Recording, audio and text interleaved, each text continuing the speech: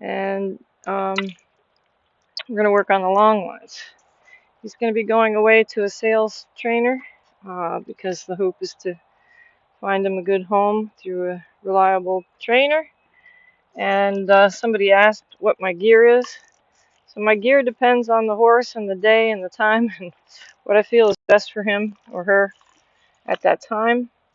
This hookup on the soft padded cavesson with a bit. This is a particular head stall cavesson that includes the bit, and it's soft. And then I leave it loose enough so the horse can chew well, as you see, and I'm not interfering with him chewing and breathing. It's very loose here, but it has some control. And then these are tied to the opposite ring on each side from the center. When you want to ride, you can use this too. Put the lunge line on the center ring. It depends what your objective is and what status the horse is at, and the rider's skill with the reins and listening to the grounds person.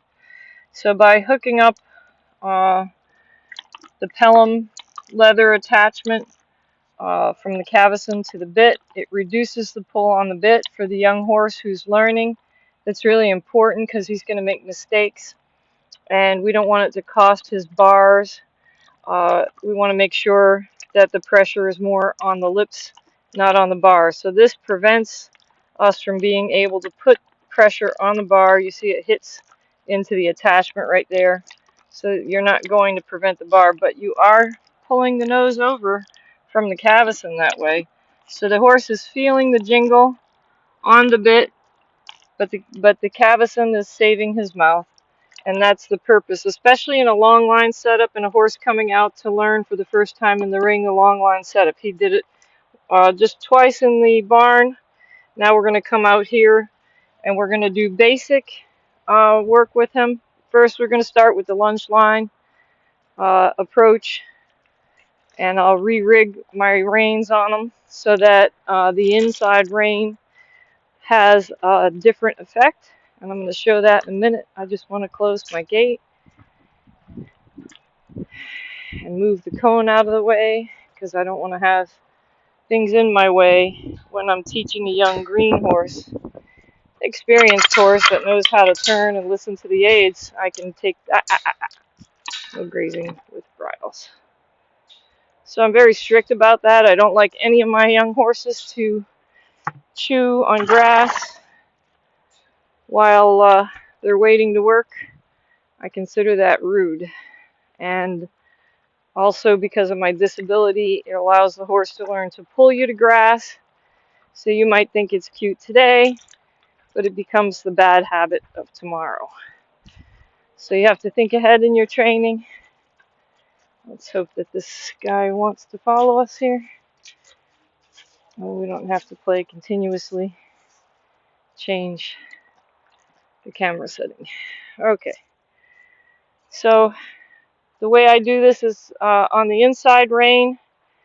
And I'm largely following Oliver Pohl's instruction videos that I saw through 3V video production, along with the years of study, doing it different ways, and having different methodologies.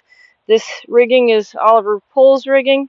I'm not a fan of anything that makes the horse end up into a roll curved position, over tucked, over curled, over bent. It's all bad, in my opinion.